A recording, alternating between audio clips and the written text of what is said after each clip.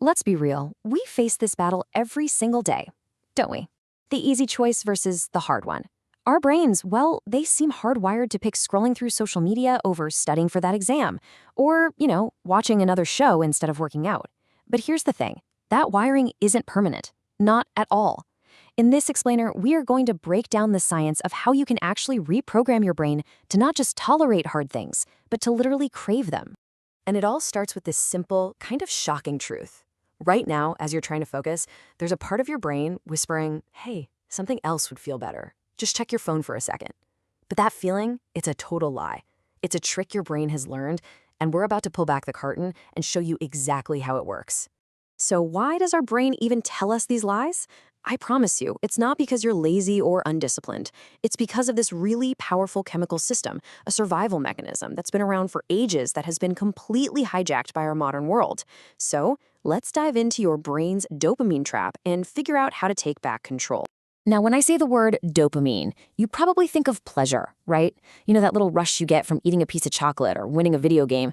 But what if I told you that's not really the whole story, not even the most important part?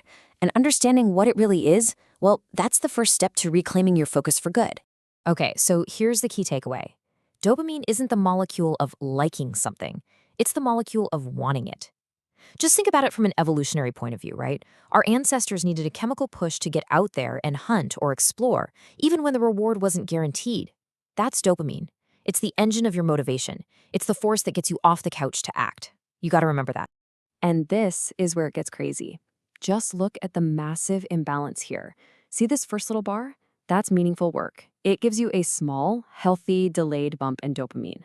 Now, look at the other bars. Social media, video games, they cause these huge, immediate spikes. Your brain isn't just getting a little treat. It's getting absolutely flooded with the stuff. And here's what happens when that flood is constant. Your brain's tolerance for stimulation just goes through the roof. It gets used to those giant, easy hits of dopamine. It's like you've been eating candy all day, and then someone offers you a carrot. Your brain just goes, ugh, no, that's boring. Where's my phone? You've basically and accidentally trained your own brain to reject anything that doesn't give you an instant reward. So how in the world do we fix this? Well, we can't make hard work feel good while we're still binging on easy dopamine. It's like trying to taste the subtle flavors in a fancy meal right after eating a whole bag of sugar. It's just not going to happen. First, you have to reset your palate. So let's talk about the first strategy, the foundational reset. The answer is something called a dopamine detox, and trust me, it's way simpler than it sounds. Just pick one day a week. That's it. On that day, you intentionally cut out all those super stimulating low-effort things, and instead, you fill your time with stuff that takes a bit more effort but is actually good for you, like reading, taking a long walk, journaling, or just planning your week. I know it sounds tough, but it is so worth it. And this just perfectly illustrates the before and after. The first time you do this, yeah, you're gonna feel restless, maybe even a little anxious. That's basically withdrawal. But by the end of that day, something almost magical starts to happen. Your brain recalibrates, the mental fog starts to lift, and all of a sudden that hard project you've been avoiding, it actually starts to look kind of interesting, appealing even. Okay, so you've lowered the baseline noise, which is huge. Now for the really fun part, actively making those difficult tasks feel good. This is where we learn to work with our brain's reward system instead of constantly fighting against it. It's time to hack the cycle. Before you even start a hard task, you need to build up that anticipation. Remember, dopamine is the motivation molecule, so create a ritual that signals to your brain, hey, pay attention, something important and rewarding is about to happen. For me, it's putting on a specific playlist and making the perfect cup of coffee. This isn't procrastinating, it's you manually flipping the on switch for your brain's wanting system. All right, now for the task itself. A lot of people trying to make hard work easier by adding distractions, like having the TV on in the background. That is the exact wrong move. The real key is deep, locked-in focus. Because here's the secret. Your brain releases the most rewarding dopamine not when things are easy, but when you overcome a challenge. That aha, I figured it out feeling? That's a pure natural dopamine hit designed to reward you for learning. You have to lean into the struggle, not run from it.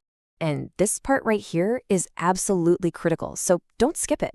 Once you're done, don't just immediately jump to the next thing. Stop. Take 10 seconds. Acknowledge what you just accomplished. Let yourself feel that genuine sense of pride in your effort.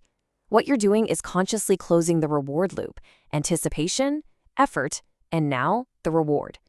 When you start celebrating those small wins, your brain starts to crave that entire cycle. So we've reset our baseline. We've learned how to make work rewarding. But what about just starting? You know that feeling? That initial hurdle can feel like a giant wall. Well, this next technique is unbelievably simple, but it is shockingly powerful for smashing right through that wall. 2 minutes. That is it. That's the whole trick. Don't commit to write a chapter. Don't commit to run 5 miles. Just commit to doing it for 2 minutes. Because come on, anyone can do anything for 120 seconds. So why is this so ridiculously effective? Because getting started is like 80% of the battle. It's like pushing a stalled car. That first inch is the hardest. But once it's rolling, it's so much easier to keep it going. Your brain gets a little dopamine hit just for making any progress, which makes continuing feel better than stopping. I guarantee you, most of the time, you will sail right past those 2 minutes without even thinking about it.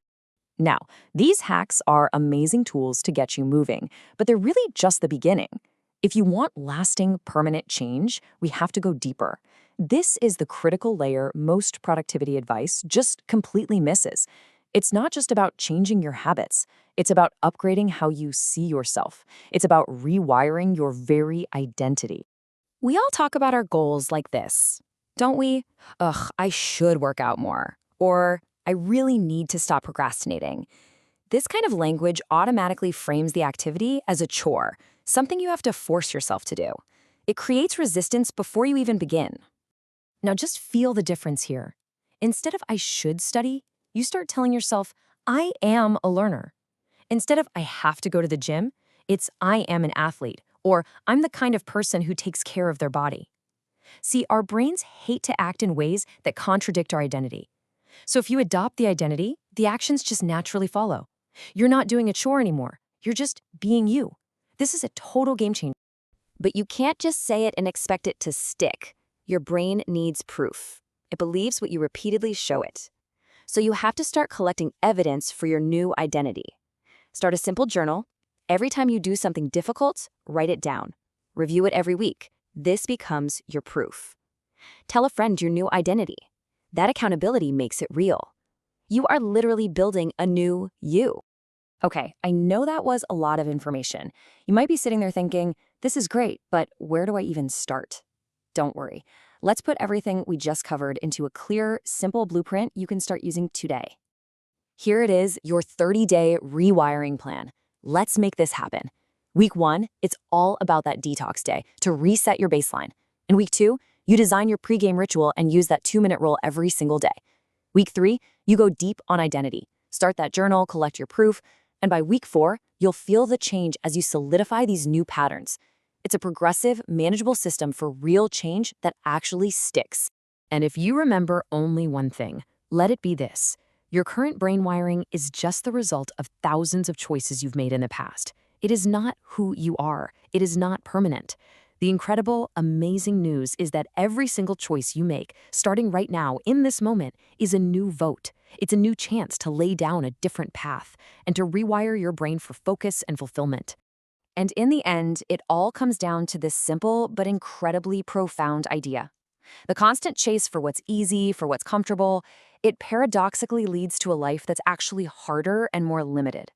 But choosing the hard path, the path of effort and focus and growth, that's what ultimately creates a life of freedom and real ease. The choice is yours.